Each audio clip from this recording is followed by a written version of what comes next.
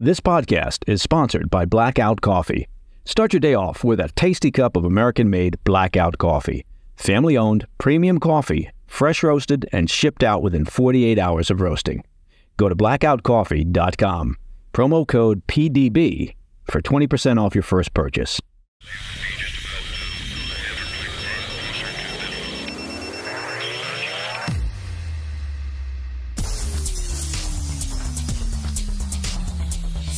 It's Thursday, January 18th. Welcome to the President's Daily Brief. I'm Mike Baker, your eyes and ears on the world stage. Let's get briefed. First up, after months of attacks from Iranian-backed Houthi militants, President Biden has reinstated their designation as a terrorist organization, reversing an earlier decision made at the start of his presidency. I'll explain why they were taken off the list in the first place, and then break down what this redesignation means for the group. Later on, we look at important developments emerging from China, starting with indicators that the nation's economy is facing challenges on multiple fronts. We'll also uncover new findings about the period preceding the COVID-19 outbreak and the Chinese government's efforts to control information that might have saved lives. Really? The Chinese government trying to control information? I didn't see that coming. Finally, in today's back of the brief, we discuss new developments in the dispute between the federal government and Texas. Recent court documents suggest the White House may have disseminated incorrect information in order to smear Governor Greg Abbott and other state officials. But first up, the PDB spotlight. In a move that was largely expected, the Biden administration has relisted the Yemen-based Houthi group as a specially designated global terrorist entity, and that is a reversal of a 2021 Biden decision to remove the group from that list. Speaking to reporters about the move, a senior administration official said, quote, "These attacks are a clear example of terrorism and violate international law. They pose a major threat to lives, global commerce, and critically undermine the delivery of humanitarian aid." Of course, this is a stark contrast to recent comments from President Biden, who just last week told reporters that it was irrelevant whether the Houthis were designated as terrorists or not. Apparently, it was the president's statement that was irrelevant. So this all raises an obvious question. Why did the administration initially delist the group from the global terrorist roster? In 2021, the White House defended doing that on the grounds that the label was intensifying Yemen's humanitarian crisis, which has been fueled by the country's ongoing civil war.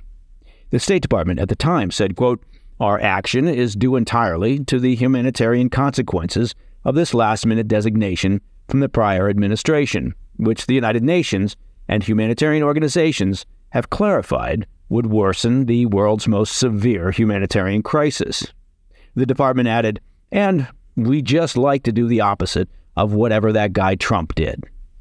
The complication arose from the fact that the terrorist designation made it illegal for U.S. citizens and entities to provide any resources or support to the Houthis. Now, given the Houthis' control over significant parts of Yemen, including the capital Sana'a and the major port of Hodeidah, this posed a dilemma for aid organizations that were operating in these regions. Banks and financial institutions also became wary of process transactions linked to the Houthis, fearing legal consequences. And that hesitancy can freeze the flow of funds for humanitarian aid. It's worth noting that the humanitarian crisis in Yemen is still going on. The UN considers it the world's largest crisis, estimating that 2/3 of the population, about 21.6 million people, are still in need of humanitarian assistance. So, the Houthis are terrorists once again. What's old is now new again. But what are the practical implications of being a specially designated global terrorist? Well, first, it criminalizes knowingly providing material support to the group. And this encompasses all forms of aid, including funds, training, expertise, or personnel.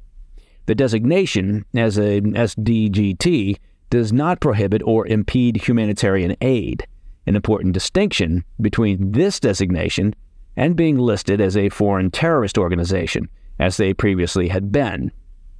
Financial repercussions are also significant.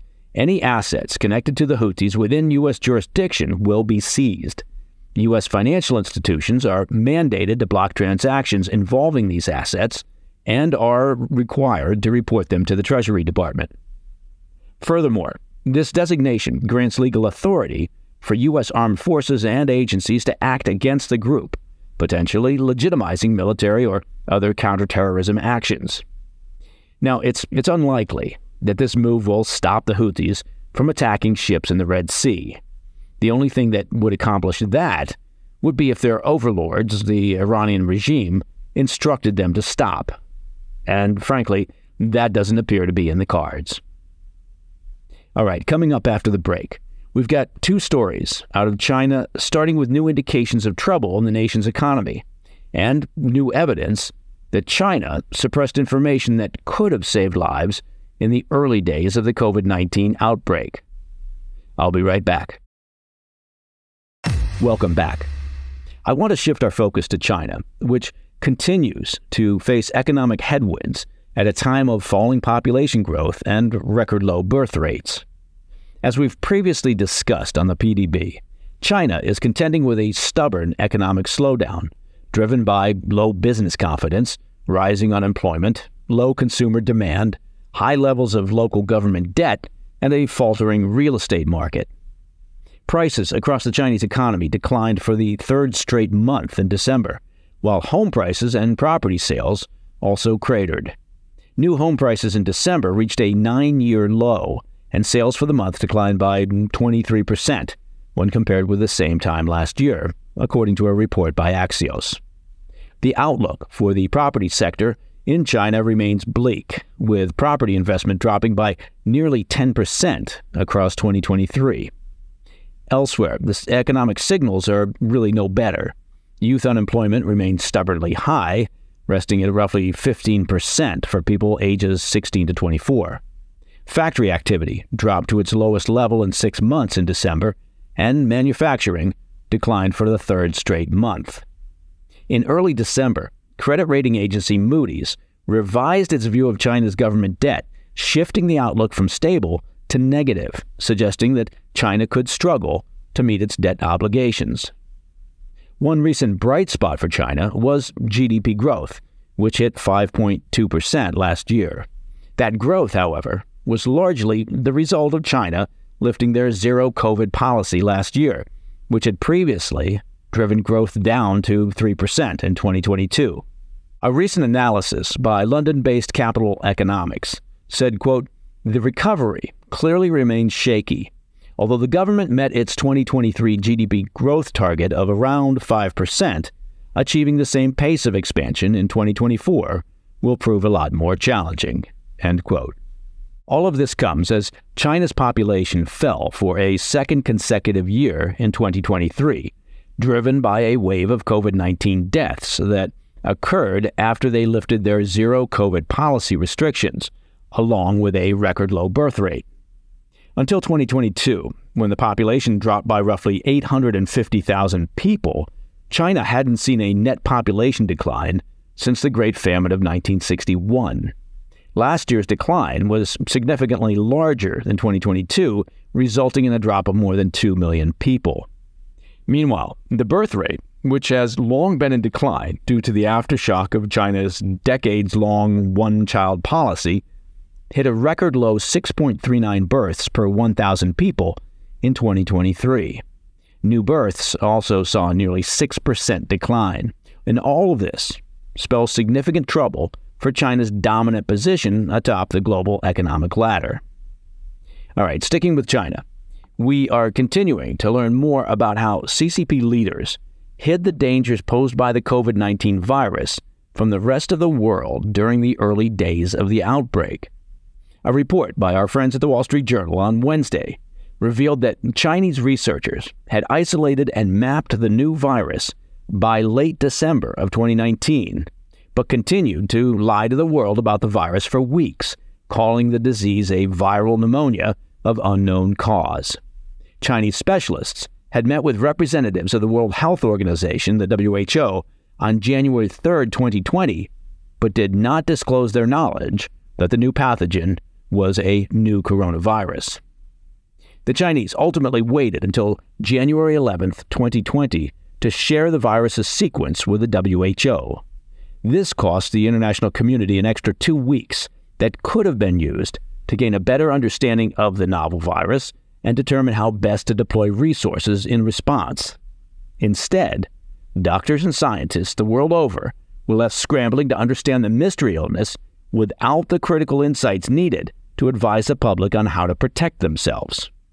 The documents reviewed by the Wall Street Journal came as the result of an inquiry by the House Energy and Commerce Committee, which has been probing the origins of COVID-19.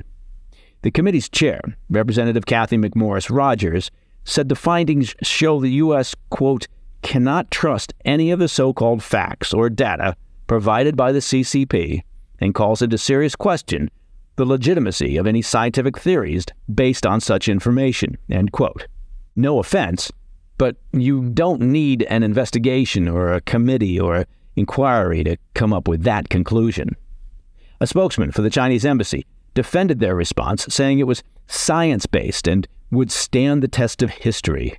Yeah, just throw the word science in front of whatever, and there you go. If that wasn't disturbing enough, we're now learning that Chinese scientists are again experimenting with deadly mutant COVID-19 strains, including one that has a 100% mortality rate in mice.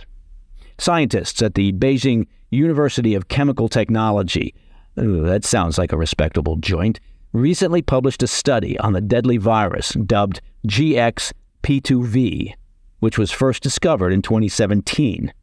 The virus reportedly killed 100% of humanized mice within just 8 days of exposure.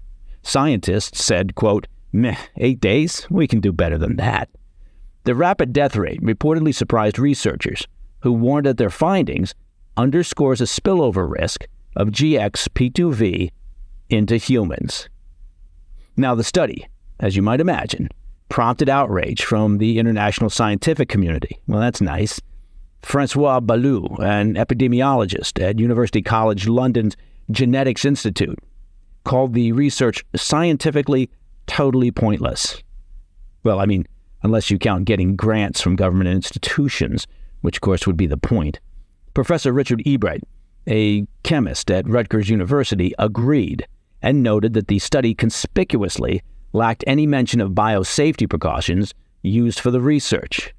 He warned, quote, the absence of this information raises the concerning possibility that part or all of this research, like the research in Wuhan in 2016 to 2019 that likely caused the COVID-19 pandemic, recklessly was performed without the minimal biosafety containment and practices essential for research with the potential pandemic pathogens, end quote. However, frankly, I'm sure that the scientists at the Beijing University of Chemical Technology were wearing masks, so that should do it. Coming up, the Biden administration has been using the tragic drowning deaths of 3 migrants to attack Texas officials who barred U.S. Border Patrol agents from accessing a small section of the border. However, new court filings show that the federal government's initial recounting of the incident wasn't accurate. I'll have the details in today's Back of the Brief. In today's Back of the Brief, I wanted to follow up on that standoff between Texas authorities and the U.S. Department of Justice, specifically the circumstances surrounding the tragic deaths of 3 migrants who drowned in the Rio Grande River.